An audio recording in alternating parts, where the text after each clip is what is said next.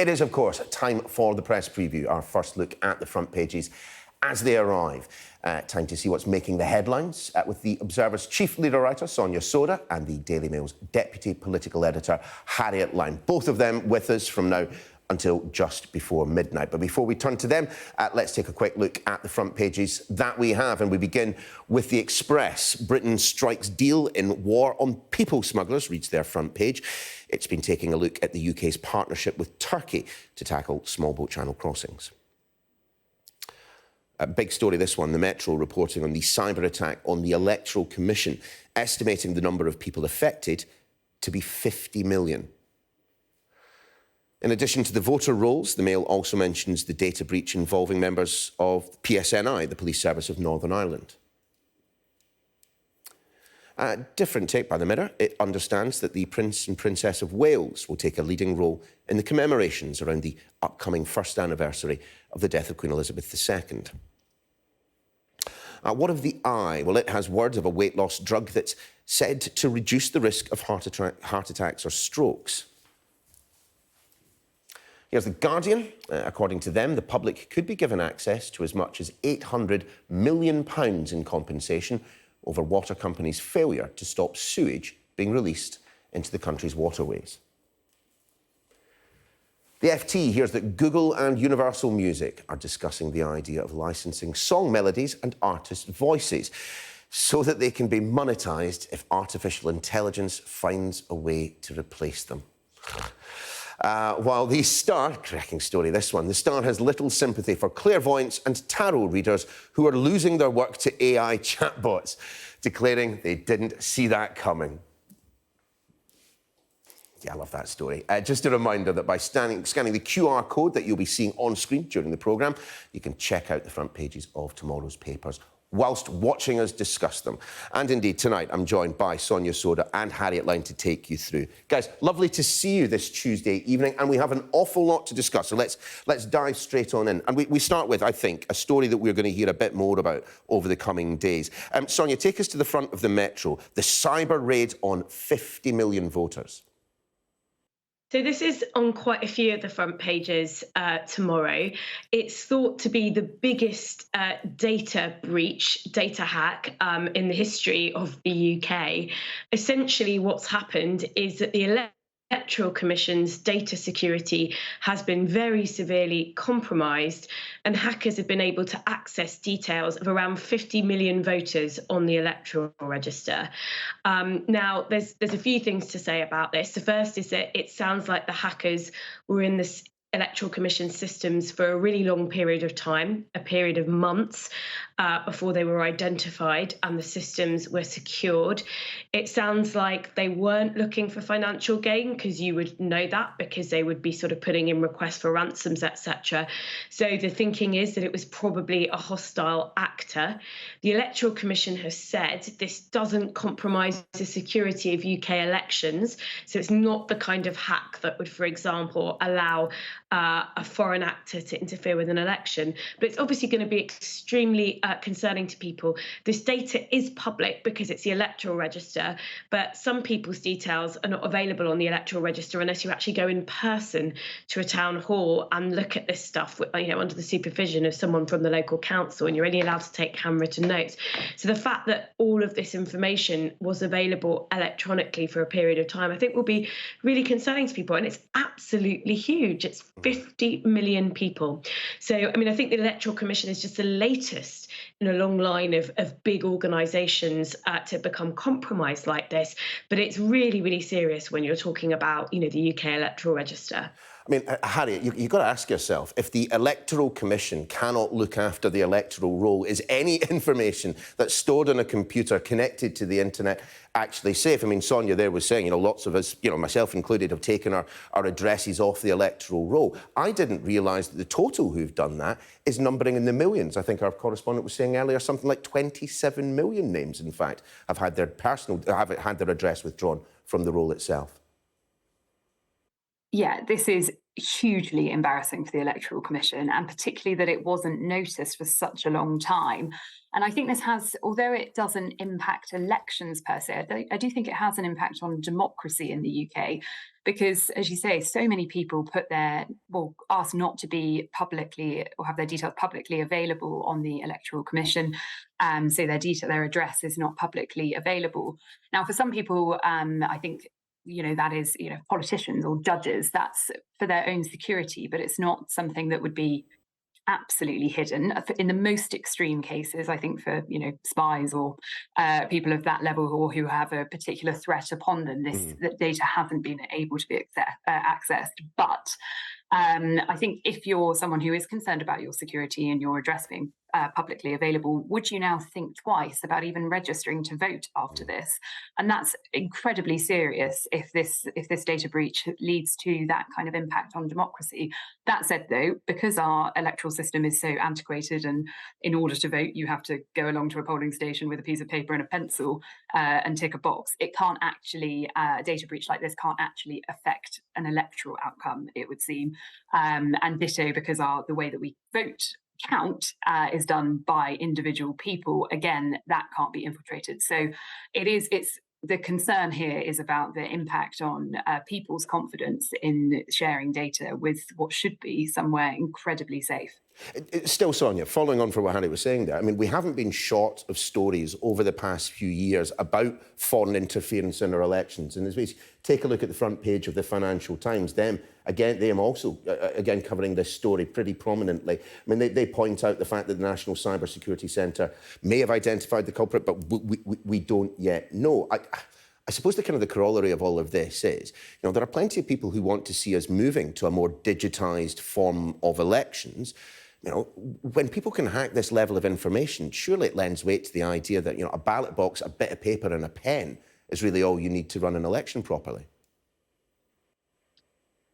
Well, I think that is the advantage, which is actually of a very old-fashioned system, as Harriet said. So actually, we know that in-person electoral fraud is incredibly rare in the UK, ironically, given how much time the government has spent trying to pass new laws, which have come into force around voter ID, that people are really worried will put off people going to vote. But actually, in-person electoral fraud it's almost impossible to carry off, because the number of votes you would need to affect to swing an election, you just can't commit that fraud in person, because you literally have to go vote in person, and it would be obvious so quickly if someone was trying to sort of commit fraud, because some people would have already voted. So it is the advantage of a sort of pen and paper system. As Harriet said, we have had some more issues with postal voting, but they've been, that has been really, really tightened up in recent years. So I think this does raise questions. Anything where you're using an electronic system, it's always going to be vulnerable. You can't iron out all vulnerabilities. I think Harriet's absolutely right that this was, the fact that it took so long to discover this raises real questions about competence at the Electoral Commission, and to which there's sufficient monitoring.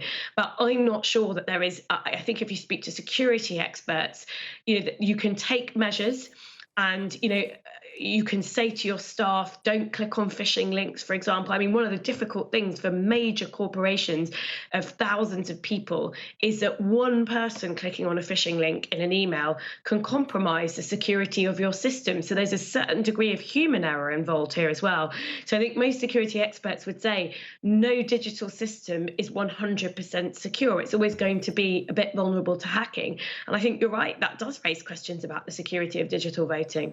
But of course, Harriet, as the story in the front of your paper, the Daily Mail, points out, actually sometimes you don't even need hackers for there to be a sizable data breach. Again, we're waiting to hear a bit more detail about what has happened in Northern Ireland. But the suggestion is a freedom of information request came back with perhaps slightly more information than anyone had ever intended or indeed asked for in the first place. Yeah, these are two very different data breaches, both extremely serious. But yes, it seems as though the issue in Northern Ireland was human error and somebody accidentally publishing sort of unredacted details online for a couple of hours. At least in this instance, it was dealt with pretty swiftly. And hopefully the data hasn't got into the hands of someone who would use it in any kind of malicious way. But I think this is incredibly concerning for any person who works for the police force in Northern Ireland to have their address and surname published. Security over there, of course, is still far more of a concern than it is across the rest of the UK. And particularly, in protecting the police is really paramount in Northern Ireland in a way that it just isn't to the same degree across the rest of the country. So to have this data breached there is particularly concerning. But yeah, two very different breaches. You've got the potential of a hostile actor from the Electoral Commission breach, and then just somebody presumably uploading something by accident in Northern Ireland. So I mean, what it does show is that basically the only way of keeping anything completely safe is to write it down on a piece of paper, and when you don't want to, dispose of it in a way that destroys it, which I think is how journalists quite often operate when they don't want their source or anything to get out. Good idea. Let's go, Sonia, to the front of The Guardian. And Lee Anderson, the deputy chairman of the Conservative Party, I mean, his comments were reported yesterday, in essence, saying to migrants who didn't want to be placed on the Bibby Stockholm barge that they could F off back to France. What the development in the story happened this morning is that Downing Street essentially said that they agreed with it and backed it, and presumably telling people to F off back to France is now government policy. I mean, it's just quite incredible when you think about it. I think we've seen a real degradation of our political discourse in recent months. And the idea that you've got a very senior Conservative politician using that kind of language about asylum seekers. And let's not forget that the majority of people who come to the UK and claim asylum, their claims are successful. And we have far fewer asylum seekers per head of population than certainly the EU average. We have fewer than France and Germany, for example. So this idea that Britain has this influx of people wanting to claim asylum here that other countries are not seeing is completely wrong. And I think it's totally inappropriate for a senior politician to use this sort of language. It is, of course, in relation to this story about the government using barges to put asylum seekers on. There are huge safety concerns about barges. One of the fire service unions has warned about the fact that this barge could potentially be another Grenfell, or concerns about it not being safe. And I just think you've got to ask questions about, well, what does it say about us as a country that we're putting people who are claiming asylum in the UK, instead of dealing with their claims fairly, swiftly, allowing them to work if their claims are legitimate, sending them home if they're not. Instead of doing that, we're taking months and months, sometimes years, to process applications, and now we're cooping people up on a barge that is probably, the conditions, by the sounds of it, are as bad as in a prison. Harriet, what is your take on the story? Because clearly there are people who agree with Lee Anderson, although the polls suggest that they're not overwhelming in numbers. I mean, the one bit of detail that's come out this evening, which presumably The Guardian haven't yet been able to include, is, of course, Lee Anderson appearing on GB News, telling everyone that his party, his government, of which, the party of which he is deputy chairman, has failed on this particular issue. Yeah, well, I think Downing Street's view today was that while his language, might have been inappropriate to use an expletive, that his comments that people should F off back to France might well strike a chord with the voters, or certainly Conservative voters, who feel that it's not appropriate for asylum seekers to effectively be picking and choosing, in the government's view, between different types of accommodation when they are, as they say, desperate individuals. But of course, his language is inflammatory. Lee Anderson is famously outspoken. But what I think will be concerning, number 10, much more this evening, is not this row over that F word. It's his use of the word failure in government policy. He is the deputy chairman of the Conservative Party. Having him speaking on the TV talking about failure of a government policy to tackle migration when they've been in office for 13 years is not at all a helpful look for them. I mean, the Prime Minister's pledging to stop the boats by the end of the year. That's an incredibly ambitious target. Looks pretty unlikely when you look at the numbers that are still coming over the channel. But to describe it as a failed policy by a senior member of the party is, I think, going to lead to some pretty cross words tomorrow morning. I suspect so. And I also suspect that is a story we may well return to in the 11 o'clock hour. But grab a breather for now, guys. After the break, we will be discussing this story. Could the public be entitled to hundreds of millions of pounds in compensation for the sewage released into Britain's waterways? That's what we're discussing next.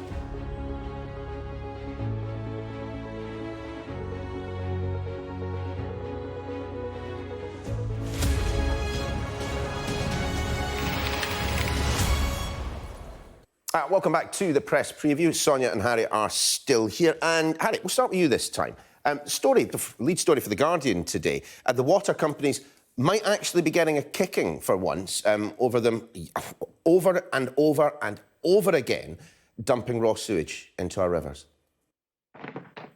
Yeah, so this is 6 water companies who are facing legal action over underreporting of pollution and overcharging customers. That legal action could be worth £800 million.